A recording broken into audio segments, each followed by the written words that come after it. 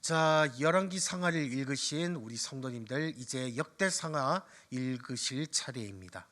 자, 역대상을 먼저 한번 살펴보도록 하겠습니다. 저와 같이 살펴보고자 합니다. 자, 역대상을 쓴 목적은요, 하나님의 백성을 연합하고 다윗의 계보를 더듬어 보며 진정한 예배가 개인과 공동체 생활의 중심이라는 사실을 가르치고 있습니다.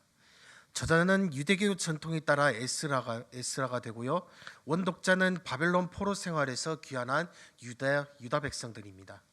저작 연대는 주전 430년경입니다. 배경은 사무엘하와 병행을 이루며 사무엘하의 주석 역할을 합니다. 포로기 이후 제사상적 시각에서 기록된 역대상은 유다와 이스라엘의 종교 역사를 강조하고 있습니다. 주요 인물은 다윗과 솔로몬이고요. 핵심 구절은 14장 2절입니다.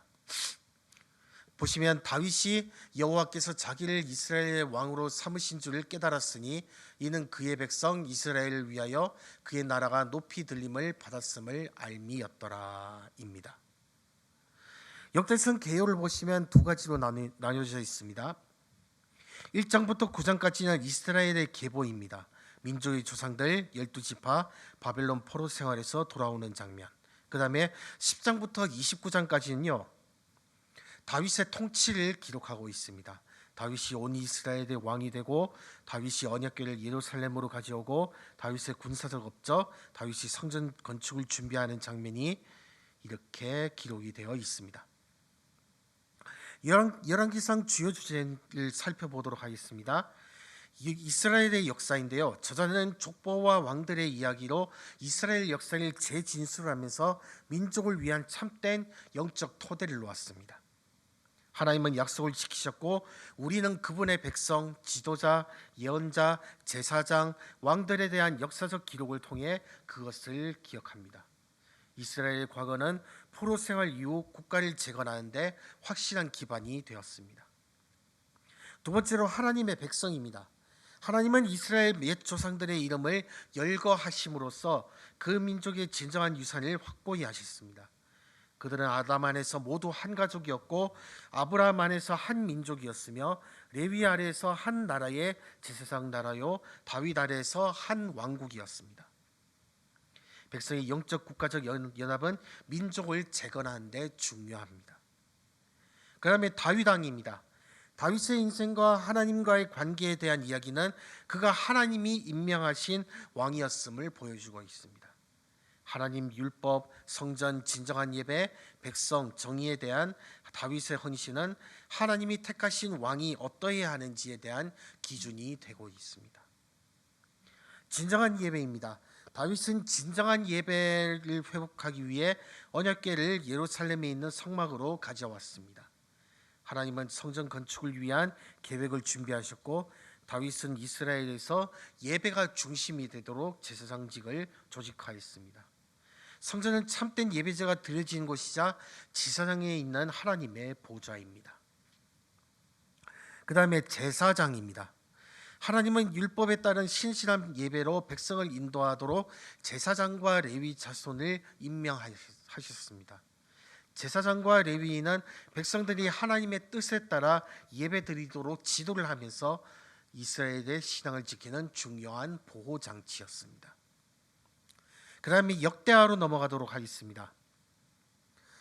역대하를 기록한 목적은요, 왕을 판단하시는 하나님의 기준을 밝히 드러내 진정한 예배로 새 나라를 통합하기 위해서입니다. 저자는 역시 유대교 전통에 따라 에스라고요. 원독자는 바벨론 포로 생활에서 귀환한 유다 백성들입니다. 배경은 열왕기 상하와 병행을 이루며 열왕기 상하의 주석 역할을 합니다. 포로기 이후 제사장의 시각에서 기록된 역대하는 성전의 중요성과 유다의 영적 부흥을 강조합니다. 이 역사에서 북왕국 이스라엘은 사실상 무시되고 있습니다.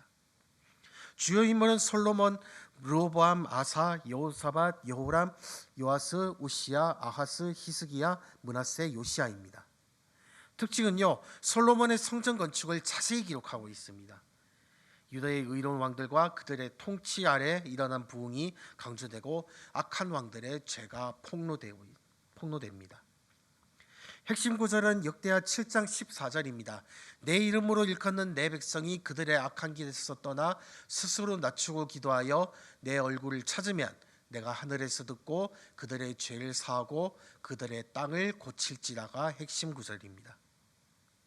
역대하 개요를 보시면 1장부터 9장까지는 솔로몬의 통치를 기록하고 있습니다. 그래서 솔로몬이 지혜를 구한 장면, 성전을 건축한 장면, 봉헌한 장면, 그 다음에 솔로몬의 부와 지혜 장면이 이렇게 기록이 되어 있고요. 10장부터 36장까지는 유다 왕국을 기록하고 있습니다. 북쪽 지파들의 배반, 배교와 개혁의 역사, 유다가 바벨론으로 유배된 장면이 이렇게 기록이 되어 있습니다. 역대하 주요 주제를 한번 살펴보시면 첫 번째로 성전입니다. 성전은 하나님의 임재의 상징이자 예배와 기도를 위해 따로 구별해 놓은 장소였습니다. 하나님이 다윗에게 주신 계획에 따라 솔로몬이 건축한 성전은 그 나라의 영적 중심지였습니다. 그리고 평화입니다. 솔로몬과 그의 자손들은 하나님께 신실했을 때 전쟁에서 승리했고 성공적인 통치를 했으며 다른 나라들과 평화를 누렸습니다. 평화는 백성들이 연합하고 하나님과 율법에 충성한 결과였습니다. 하나님만이 참 평안을 주실 수 있습니다. 세 번째로 기도입니다. 솔로몬이 죽은 후 다윗 왕국은 분열되었습니다.